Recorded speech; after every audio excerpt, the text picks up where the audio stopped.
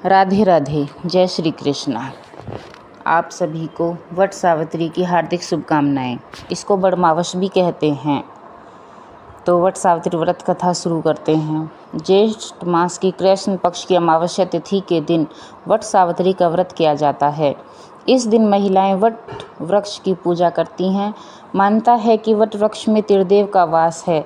साथ ही वट वृक्ष के नीचे ही यमराज ने सावित्री को पति सत्यवान के प्राण वापस लौटाए थे। इसलिए इस दिन वट वृक्ष की पूजा और कथा का पाठ करने से महिलाओं को व्रत का पूरा फल मिलता है। आइए शुरू करते हैं वट सावित्री व्रत कथा।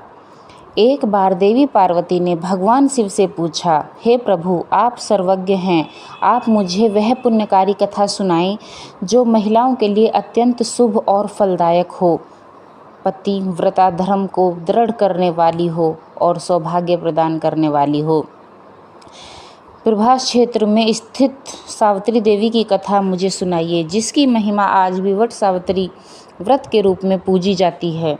तब भगवान शिव बोले, हे पार्वती, मैं तुम्हें एक ऐसी कथा सुनाता हूँ जो महिलाओं के लिए आस्था, शक्ति और पतिव्रता धर्म की अद्भुत मिसाल है। यह कथा प्रभास क्षेत्र की है, जहाँ सावित्री स्थल नामक स्थान पर वट सावित्री व्रत की महान परंपरा का आरंभ हुआ। बहुत समय पहले मद्र देश में अश्वपति नामक एक प्रतापी और धर्मनिष्ठ राजा राज्य करता था।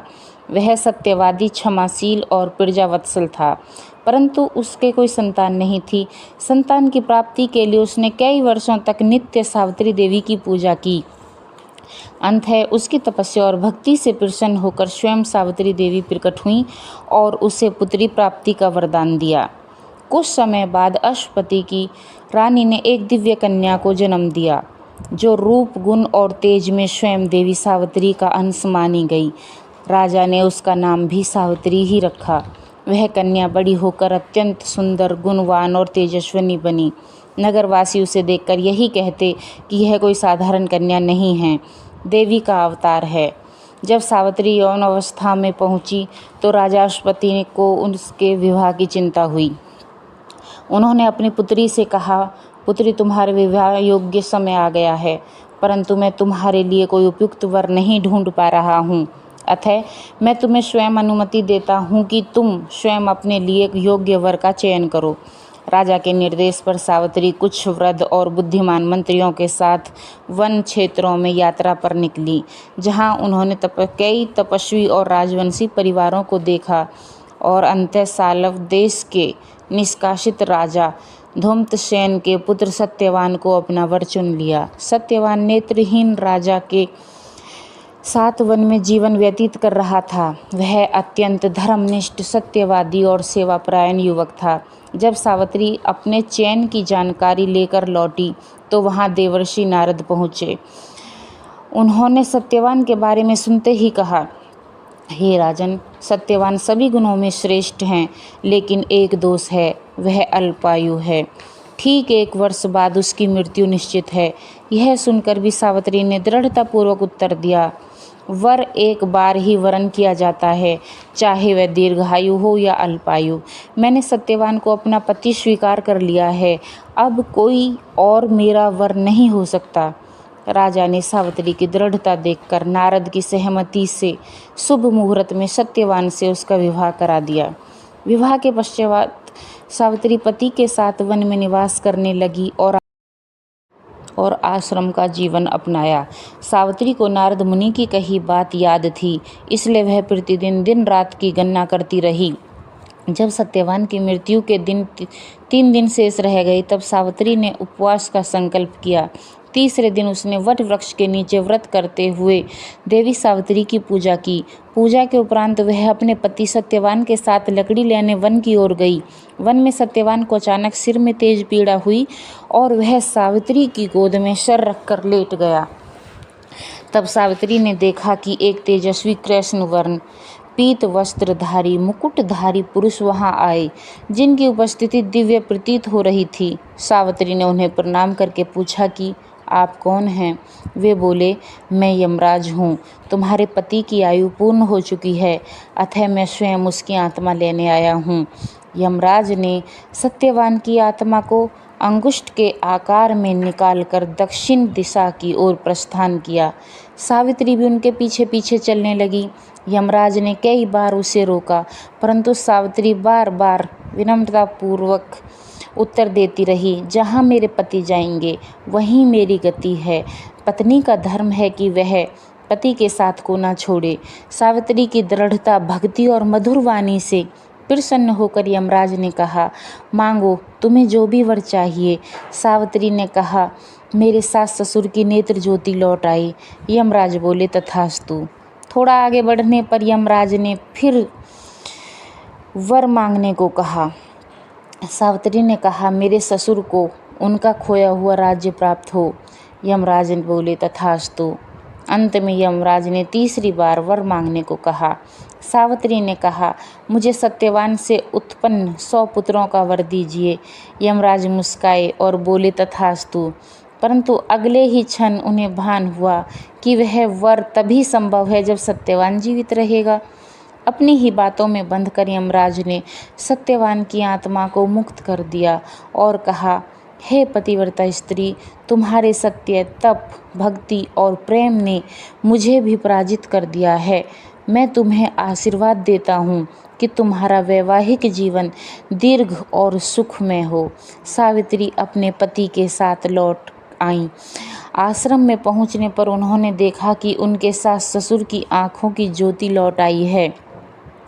समय के साथ सावित्री को 100 पुत्र भी प्राप्त हुए। धूमकेतु जी को उनका राज्य भी प्राप्त हुआ और वह पतिव्रता धर्म की प्रतीक बन गई।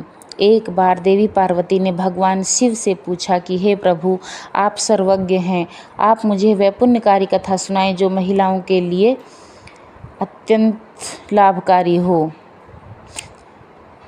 तब भगवान बोले कि मैं तुम्हें एक ऐसी कथा सुनाता हूँ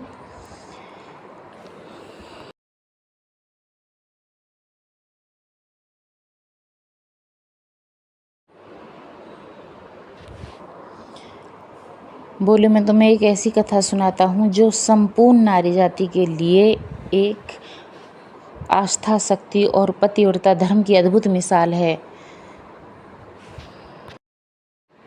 वट सावित्री व्रत करने से कई लाभ होते हैं। यह व्रत मुख्य रूप से महिलाओं द्वारा अपने पति की लंबी उम्र और सुख समृद्धि के लिए रखा जाता है। इस व्रत को करने से अखंड सौभाग्य की प्राप्ति होती है और पति पत्नी के जीवन में प्रेम बढ़ता है।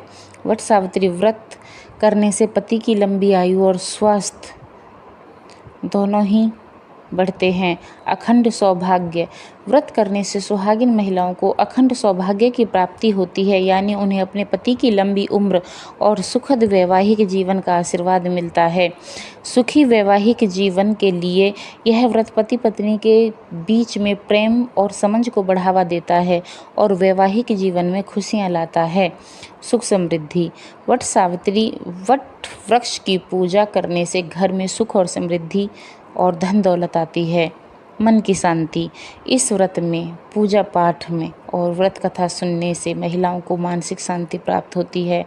सावित्री और सत्यवान की कथा, इस कथा को सुनने से वट सावित्री व्रत के दौरान सावित्री और सत्यवान की कथा सुननी चाहती है, जो महिलाओं को प्रेरणा देती है और उनके साहस और समर्पण को बढ़ावा देती है।